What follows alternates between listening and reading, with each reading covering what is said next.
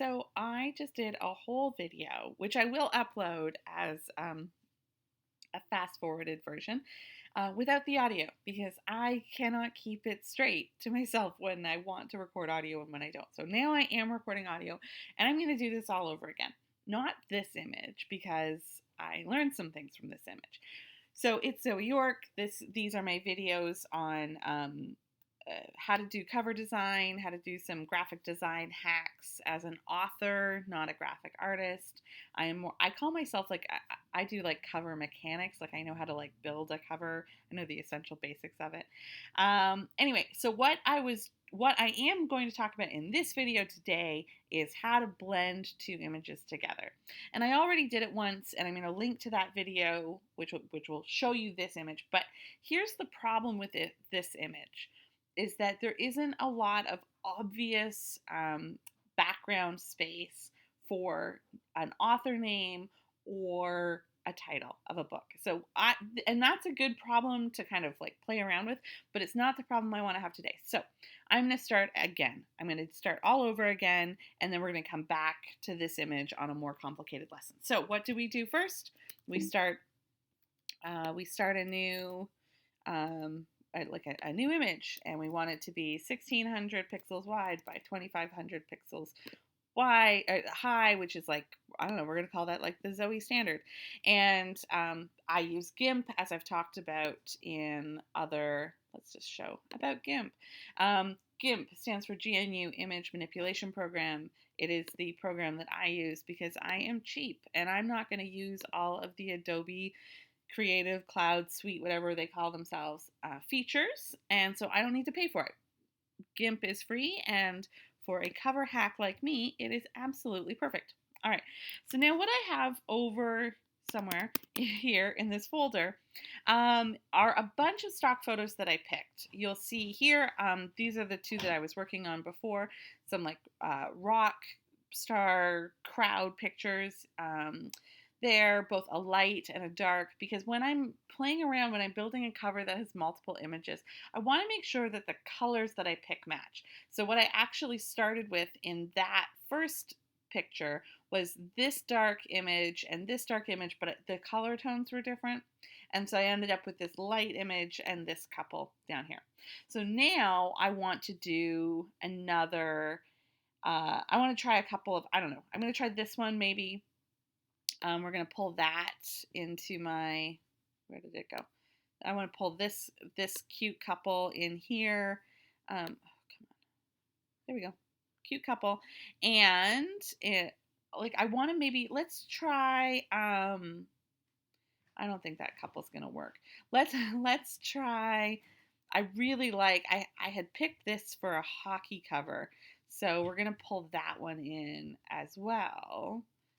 Even though I would probably, like a guy like this, I would probably end up just doing, you can see the couple there. I would probably end up just doing this guy just by himself, just with an author name and a title, but let's practice some fun. And then, so the other thing when you're blending images, you want to have, for a book cover, you want to have your character, you know, so to speak, your couple or your hero or your heroine. And then you also, the other thing you can have other than a landscape picture or another, or a setting picture, these are all setting pictures, right? Landscape or rock star crowd there's another setting picture, is these are just like, these just provide some texture and they're kind of nice. So let's just pull one of those in and see if any, come on, see if any of these work together. I like the texture. I like the texture images for more like moody things. So we're gonna try some things here. We're gonna see what works. All right. So a couple of things to remember when you are building a cover is that everything. Let's just make my cover. Where did my cover go? We'll save that as something. I don't know. I misspelled something. Don't worry about it.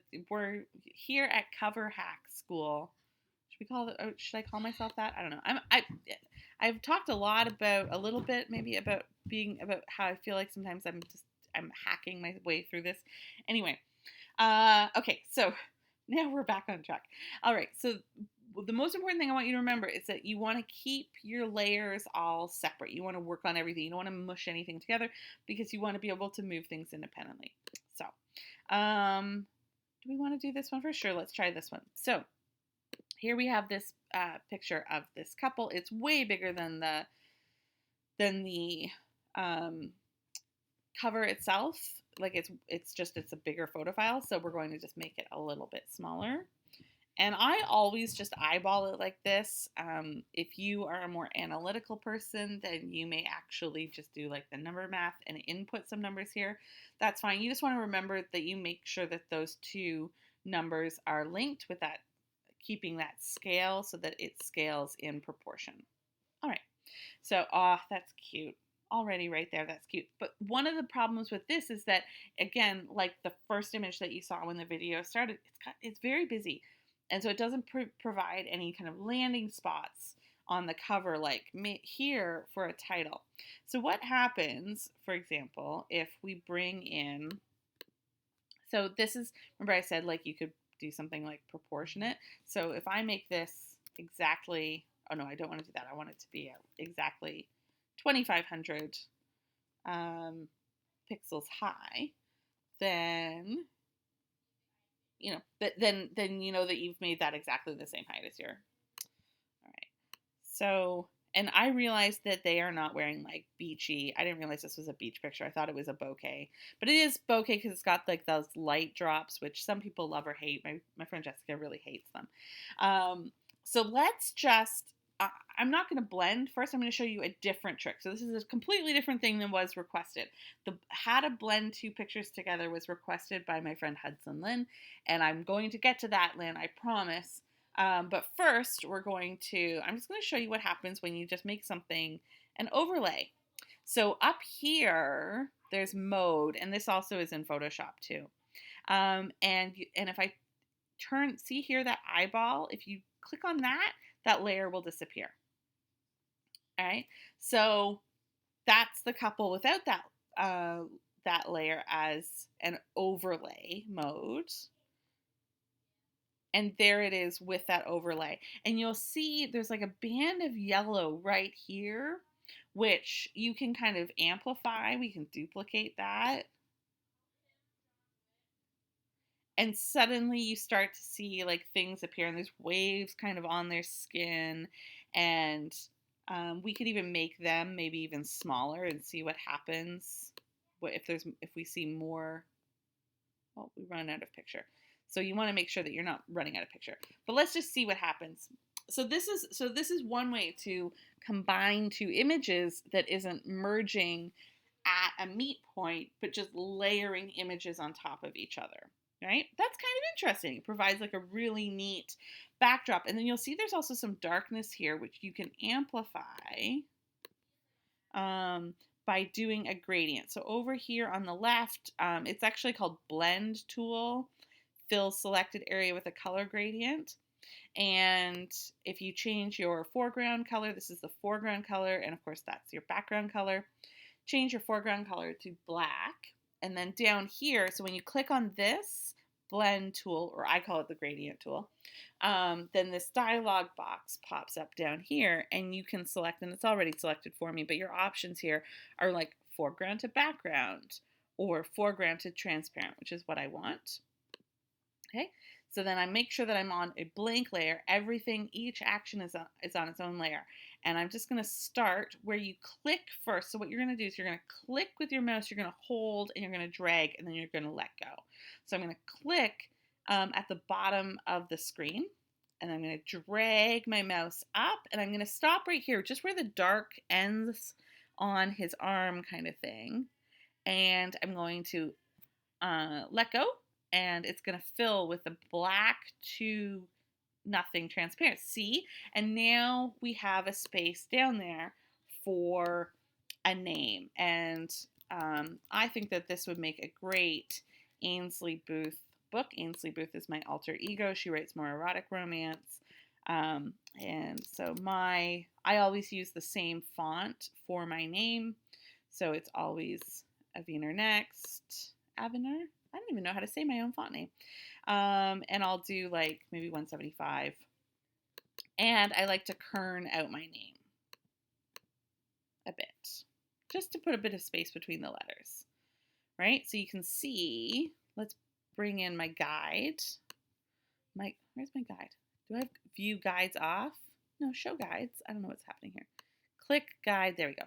And I'm going to pull it to, remember it's 1600 pixels wide. So I'm going to pull it to the 800 pixel point, and that's the middle. And then I can grab my name is hidden underneath those layers. So let's pull it on top. There we go. And then it's right there. There we go. Okay. And then I don't know what the title would be yet for this, but that is example one of how you layer in some images. So in this case, like a textural kind of image, and you get what could be a very nice cover. All right, so we're going to just hide all of those. And we're going to go to, we're going to come back to the hockey guy. We're going to go to this couple, and we're going to do more of a classic blendy blend between two. Did I pull that in properly? I did. It's just loading. Okay, so we're gonna blend a landscape picture and a coupley picture. All right. So again, most of the stock photos that I buy at larger pixel proportions than, and you can hear my kids playing Fortnite in the background. Most of the stock photos that I buy, I buy at like larger pixel dimensions than the covers that I make. Sometimes because just because it's just better to have the bigger file and then make it smaller, rather than if you have a small file, you can't make it bigger. Okay, so first thing we're going to do is we're going to make this one a lot smaller. And this is an interesting one because I might have to do some expansion. I'll show you how I do that. So while that is resizing, I will think about where I want. So see how on the left-hand side, and sometimes I just do these things kind of automatically without thinking about them, and then I realize, oh, I should explain what I just did. See how the trees come all the way up to the top here, but I'm going to want to blend the sky into the couple. So these trees, those won't blend nearly as nice as a blank sky. So one of the reasons why I like this picture is because I can get rid of them. And so I'll just move that right about there and try to find some balance there between those trees and keep that house. There we go. All right. Now, what we're going to do is here is how I how I turn a photo into a gradient so it blends onto another photo. This is one way to do it. So you right click on the layer that is the photo that you want to blend. And then you select here, add layer mask. Pick that. And I always do the first one white for reasons that somebody who knows GIMP better than I can explain, but it works, trust me. Pick that one. Then you want to go to your blend tool or your gradient tool here, and instead of it being black to transparent, you want to do black to white, foreground to background color. And it must be black and white for this to work, for reasons, again, somebody else can explain better than me. Then you click the first one, which is the black in this case. That is where you want it to be transparent. And then the white is what you're pulling towards.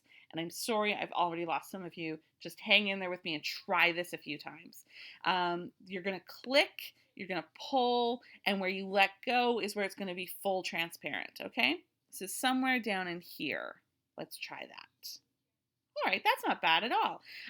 There's a weird little, see here where it's blue sky and then there's the yellow sky compared to them. I think that I want to bring my drag all the way down here. So I just do, I undo. For me, I'm on a Mac, so it's Command Z. If you're on a PC, it would be Control Z. And I'm going to do that again. And I'm going to click and I'm going to drag. And this time I'm going to drag down into the tree line. And I think, yes, I like that so much better. See the difference there? All right. So that is good. And now the couple needs to be moved. So we're going to try them at the size that they are at, but they take up a lot of space at this size. So we're going to make them a little bit smaller. So again, I click on my resize tool. Is that what it's called? Scale tool. Scale is the fancy word for resize. And we're going to just make them a lot smaller. And then we're going to move them around again. And that will hopefully leave us with lots of nice space for a title. And you want to be mindful of what I was just doing there is I was making sure that like his hairline wasn't weirdly cut off. Like I don't want to make him look bald necessarily. Like if you're gonna cut off heads, and it's different for each picture, but there are like good places to do it and less good places to do it. And it's often just about that Fibonacci sequence rule, of trying to find the right spot. Like right here, this tree kind of looks like a weird tattoo on his arm. See those lines? Like the line of his arm coming down into the line of the tree. That can be kind of confusing. Or the edge of his shirt there on the edge of the book cover. If I want it to look like a cool tattoo, like let's at least put it in the middle of his arm, if that makes sense. So let's scooch them. That looks better, I think. Maybe a little bit more, so they're kind of, the center is right here. Yeah, I think that's better, where there's no distracting white space on the other side of his arm there, because I don't mind the little space right there. So let's go with that. I think that looks okay. Although right now I don't know how I feel about this bright spot right there. So what I'm going to see is what happens if I duplicate that and then apply that layer mask to get rid of that layer mask, because this is a duplicate copy. I'm okay with that. And I'm going to just see what happens when I do an overlay of that. Does that change that? I don't know. Maybe that didn't make anything better. Is it better with or without? You know what? It might not matter, because I might pop a title space. That might be part of the title space. It might be okay. Let's play around a little bit. And the same for them. I might want to overlay them. So you can overlay just the image on itself, which pops, like it's almost like saturating it. The other option is to desaturate before you overlay. So be color, desat, and then I just always do whatever the default is. You can play around with the three options there if you're using GIMP. It's a little different maybe in Photoshop. And then again, an overlay. And you'll see that's a much cooler look than if you saturate the image on itself. Let's duplicate and let's saturate, or let's overlay the image on itself. There we go. I kind of like the combination of all three, to be honest. So you're taking what is kind of like an ordinary picture and you're popping it, and you're making it really kind of match. In this case, you want the saturation to match the saturation of the bottom image too. So I kind of like both of those things. All right, so there is this weird white spot up here behind him. I don't know how I feel about that. Let's link these and see if we can, I don't know, maybe move them up. What happens if we move them up? Or the other option is to move them down. And then you're making enough space up here for like a tagline or a quote or a blurb. That's possible. All right, let's do the test of is there enough room for a name? And you'll see all of this is why I often start with where your name goes and where the title goes before you bring in, or your name at least, before you bring in the image. If you get really attached to two images like this, then what happens if there's no room anywhere for your name? Okay, so what are we going to call this? Stuck together for Christmas. I'm like all about the tropey titles. No, that's terrible. Come on. I wish that this was interactive and I could throw it out. Be like, somebody give me a terrible fun name that I can use together. That's not good. Forever my best friend. Oh, that's sweet. I kind of like that. I don't know. Maybe I'm being, I don't know. I like, the title thing is very hard for me to do on the fly, and it's like hidden. You'll see this, why you can't see it if that happens to you, just drag that layer up. It's just hiding. There we go. Oh, I like that font with these two images. It's very like movie, very, there we go. Forever her best friend, his best friend, best friends forever.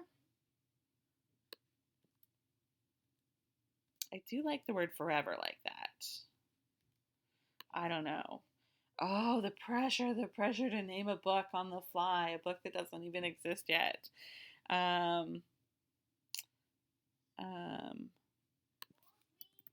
Friends forever.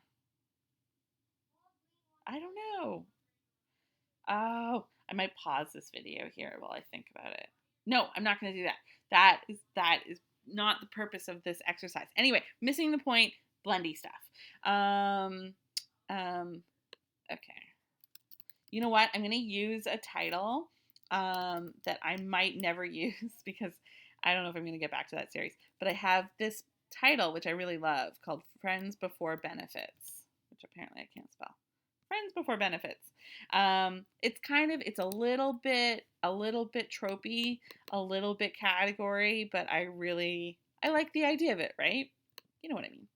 So let's pop the title. And this is the kind of title, like space here, where you might find that you want to do some, like a little bit of staggering. There's something really wonky about, I don't like any of what I just did there. There's something really wonky there about the spacing between the F and the I. So that's something that I would probably go in and change. What have I done here? Oh, I've put a whole bunch of spaces there. Yeah, and that would be like a whole other video. Anyway, moving on, Zoe. We're going to put this here, and we're going to, I don't know. I really want to do like a weird tabby thing. Oh, you know why? Because I have it uncentered, and so it won't let me do that. All right, now we're doing this.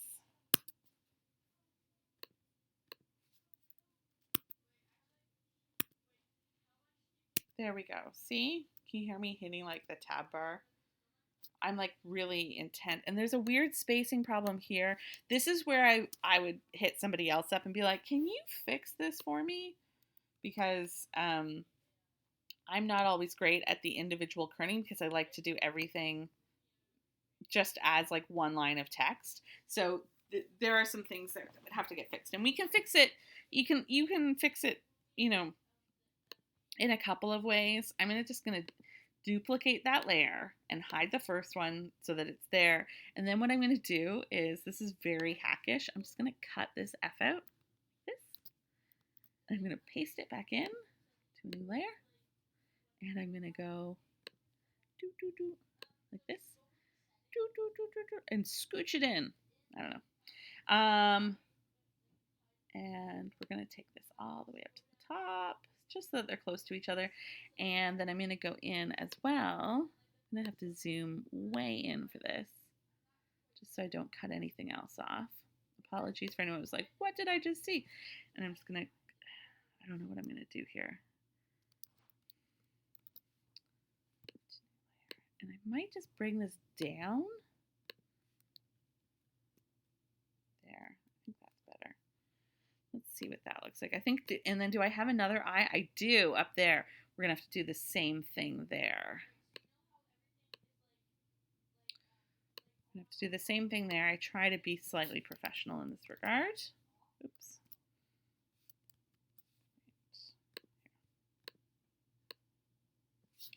Cut, paste.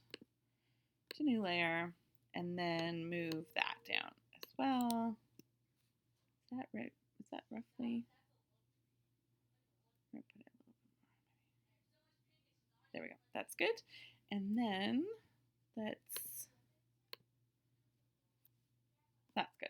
Okay. And then all of those, I'm going to just merge down. Image, layer, merge down, layer, merge down, layer, merge down. Title. All right. Friends before benefits. And probably I should have changed the color on that before I did all of that modification. But we're going to leave it black, even though it's probably not the color that I want to leave it in. And I'm going to add my name.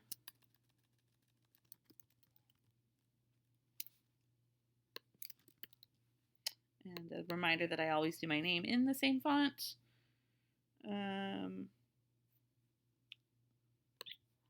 I don't know where I went. So like often I put my name at the bottom of the book, but that would cover up that little house.